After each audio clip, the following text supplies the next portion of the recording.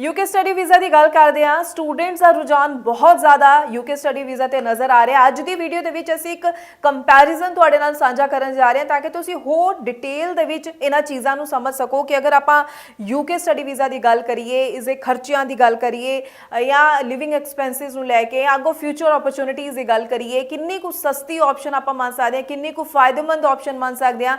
Comparison अगर असीं होर कंट्रीज़ नाल करिए, कैनेडा, आस्ट्रेलिया, जर्मनी, सो ये तुहाडे लिए अज की कंप्लीट वीडियो असीं कहांगे, जिस तो बाद जिसनूं सुनन अते समझण तो बाद तुसीं अपने एक सही डिसीजन ते आ सकोगे कि आखिर क्यों तुहानूं यूके नूं चुनना चाहिदा है। ते उस तो बाद जनवरी इनटेक दे लई तुसीं अप्लाई करन दे लई अपना मन बना सकोगे। स्वागत है जी सारिਆਂ ਦਾ। मैं हां हरजोत कौर। डिटेल विच पूरी इन्फॉर्मेशन तुहाडे नाल सांझी करनगे स्टडीज केयर अब्रॉड दे चंडीगढ़ ब्रांच हैड अनीता पंडराल जी साडे नाल ने। बहुत बहुत स्वागत है जी। Sat Shri Akal. Thank you. So Anita ji, जरूर मैं चाहूँगी आज की वीडियो कंप्लीट आप कंपैरिजन जरूर स्टूडेंट्स नाल साझा कर दईए कि आखिर कित्थे फर्क पैंदा है, किवें सस्ती ते फायदेमंद ऑप्शन बनी है अगर कंपैरिजन असीं कैनेडा, आस्ट्रेलिया और जर्मनी दे नाल करदे हां। जी, तो अगर मैं बात करूँ यूके का, यूके मैक्सिमम जो स्टूडेंट्स क्यों जाते हैं, तो पहला रीज़न उसमें ये है कि यूके में जो ट्यूशन फीस है वो लो ट्यूशन फीस में कंसीडर होता है। तो अगर मैं साल की ट्यूशन फीस की बात करती हूँ तो साल की जो ट्यूशन फीस होती है वो 13 से 15 लाख के करीब होती है, मेजरली सारी यूनिवर्सिटीज़ की। और आपको ये कोई कंपल्शन नहीं है कि आपको 1 साल की ट्यूशन फीस देनी है। आपको जो ट्यूशन फीस पे कर सकते हैं वो 6 मंथ्स की ट्यूशन फीस भी पे करके जा सकते हैं। वहीं पे अगर हम ऑस्ट्रेलिया के कंपैरिजन पे आते हैं तो ऑस्ट्रेलिया में जो ट्यूशन फीस अगर आपकी है तो मेजरली हर यूनिवर्सिटीज़ की $34,000 to 35,000 जाती है। तो अगर मैं वहाँ पे भी ऑस्ट्रेलिया में कुछ यूनिवर्सिटीज़ नो डाउट वहाँ पे ऐसी हैं जो कि आपको बोलते हैं कि आप 6 महीने की फ़ीस पे करके जा सकते हो। लेकिन अगर मैं बात करूँ तो अगर मैं ऑस्ट्रेलिया की 6 महीने की भी फ़ीस की बात करूँ तो मेजरली सारी यूनिवर्सिटीज़ की जो ट्यूशन फीस है वो 1 सेमेस्टर की ट्यूशन फीस है तो 10 से 11 लाख के करीब होती है। उसके बाद अगर मैं कनाडा के साथ स्पेशली अगर मैं ट्यूशन फीस का कंपैरिजन करूं तो कनाडा हम सबको पता है कि they will accept the 1 year of the tuition fees. और इस टाइम पे जिस तरह से ट्रेंड कनाडा में चल रहा है कि स्टूडेंट्स को जो अप्लाई करना चाहिए, रेकमेंडेड जो अप्लाई करना चाहिए वो यूनिवर्सिटी में अप्लाई करना चाहिए। अब यूनिवर्सिटीज़ में जो ट्यूशन फीस होती है वो ज़्यादा होती है, वो हम सबको पता है, कॉलेजेस के मुकाबले ज़्यादा होती है। तो अगर मैं उनकी 1 साल की ट्यूशन फीस की ही अगर मैं बात करती हूँ तो कहीं ना कहीं वो 19 से 20 लाख के करीब आराम से चली जाती है। क्योंकि अगर मैं उसको डॉलर में भी बात करूँ तो 26 से 30 हज़ार डॉलर के बीच में वो आराम से 1 साल की ट्यूशन फीस आ जाती है। सो this is the the clear comparison of the tuition fees. अब अगर मैं बात करूं तो हर कंट्री में या तो आपको फंड्स दिखाने पड़ते हैं या फिर आपको फंड्स शो करने पड़ते हैं। तो वहीं पे अगर मैं कनाडा की बात करूं तो you need to transfer the amount, GIC का अमाउंट है वो आपको ट्रांसफर करना पड़ेगा। $20,000 हो चुका है अभी, ठीक है, तो ये भी आपका नियर अबाउट 10 लाख के करीब हो चुका है आपका। सो ये आपने 12 से 13 लाख के करीब हो चुका है, तो ये अपने अकाउंट है, अपने खर्चे के लिए ट्रांसफर करना है। अब कंसल्टेंट और मे भी बहुत सारे लोग बोल देते हैं ये तो आपका अपना ही पैसा है, you can use that money, but वो 12 से 13 लाख एक स्पेयर मनी होना भी चाहिए, दैट्स वेरी इंपॉर्टेंट। इसके बाद अगर मैं बात करूँ ऑस्ट्रेलिया में, Australia is very strict in term of the funds, income और सारे डॉक्यूमेंट्स को लेके बहुत ज़्यादा स्ट्रिक्ट है। अगर वो फंड्स, अगर आप जो भी फंड्स दिखा रहे हो तो उनको सोर्स ऑफ फंडिंग भी चाहिए, उनको इसका रीज़न भी चाहिए, ये पैसा कहाँ से आया, किसके अकाउंट से आया, किसने पैसा दिया, किसने स्पॉन्सर किया। वो इन चीज़ों में इतना डीप और इतना टेक्निकल चले जाते हैं कि कई बारी, बहुत बारी ऐसा हो जाता है 100 में से मैं कहती हूँ कि सिर्फ 20 से 25 स्टूडेंट्स हैं जो उनके इन सवालों का जवाब दे सकता है। बाकी के जो स्टूडेंट्स हैं उनके पास शायद इतने सोर्स नहीं होंगे, इतने फंड्स नहीं होंगे, तो वो कहीं ना कहीं रह जाते हैं। तो वहीं पे अगर मैं बात करूँ यूके में 28 डेज ओल्ड फंड बिल्कुल दिखाने हैं आपको, but UK doesn't ask about the source of funding. UK आपसे बिल्कुल भी नहीं पूछेगा कि आपका ये पैसा कहाँ से आया। तो यूके में बहुत सिंपल सा लॉजिक है कि आप एफडी दिखा सकते हो, आपके जो स्पॉन्सर होंगे वो आपके पेरेंट्स होंगे और उसके अलावा जो आपका स्पॉन्सर हो सकते हैं वो आपके सिबलिंग्स हो सकते हैं। So the process is really very simple. अगर आपके पास ये नहीं है then you can go for the education loan.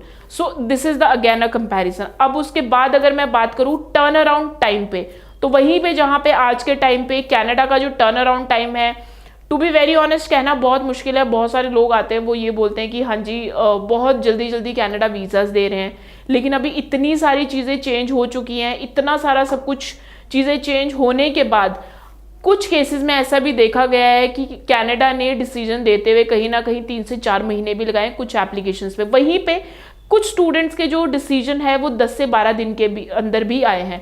तो हम लोग कहते हैं कि कनाडा हमेशा से एक अनप्रिडिक्टेबल सी मार्केट रही है कि कोई पता नहीं चला सकता है कि किस और जाएगा, क्योंकि जब कनाडा वीज़ा देना शुरू कर देता है तो स्टूडेंट्स के इतने रश हो जाते हैं। जब स्टूडेंट्स का रश होता है तो कनाडा अपनी जो गाइडलाइन है वो बहुत स्ट्रिक्ट कर देता है। तो वी कॉल इट कि बहुत अनप्रिडिक्टेबल मार्केट है, कुछ भी कह पाना बहुत ज़्यादा मुश्किल है।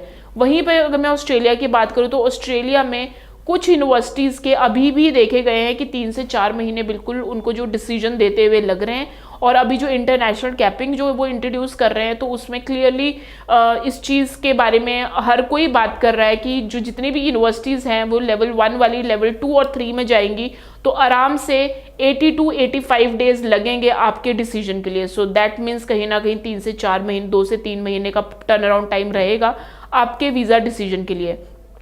तो उसके बाद कंपैरिजन में आ जाता है आपका यूके। तो यूके में इस टाइम पे जो वीज़ा डिसीजन है maximum turn around time is 20 to 25 days. वहीं पे कुछ स्टूडेंट्स ऐसे भी हैं जिनको विद इन अ 1 मंथ जिनको वीज़ा डिसीजन भी आए हैं। अब हम बात करते हैं जॉब्स अपॉर्चुनिटीज़ की।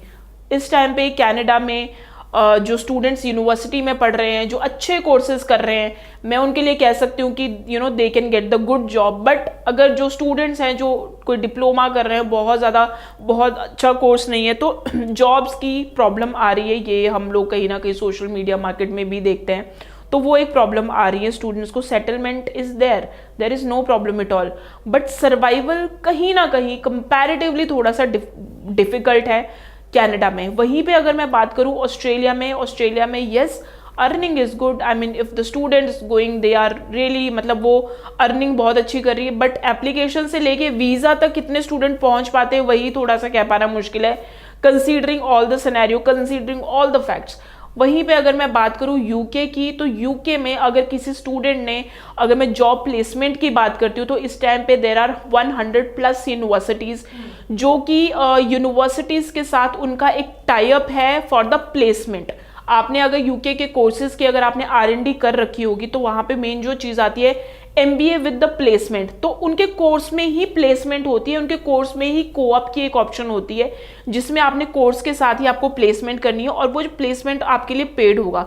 बहुत सारी कंपनीज जो मैंने आपको बताया 100+ कंपनीज इस तरह से हैं जो कि इंटरनेशनल स्टूडेंट्स को एज अ प्लेसमेंट वो हायर कर रहे हैं। और उसके बाद अगर उनकी जॉब अपॉर्चुनिटीज़ बहुत अच्छी है, अगर उनके अगर उनका वर्क स्टाइल बहुत सही है, वो अपने आप को बहुत अच्छे से प्रेजेंट कर रहे हैं, देन अगेन स्टूडेंट्स को जो सैलरी है वो 30 to 35,000 पाउंड मिल रही है। That is somewhere around 30 to 32 lakhs per year. So ये क्लियर इंडिकेशन है उन स्टूडेंट्स के लिए कि जैसे जिन्होंने कोर्स कंप्लीट किया और अगर उनकी सैलरी 30 से 32 लाख के करीब होती है तो ऑब्वियसली जितना पैसा उनके पेरेंट्स ने उनकी पढ़ाई पे किया तो मे बी आई थिंक 3 से 4 महीने में बच्चे easily can cover up, because उसने पढ़ाई में तो उसके, अगर मैं टेक्निकली बोलूँ, 8 से 10 लाख के करीब ही लगा था।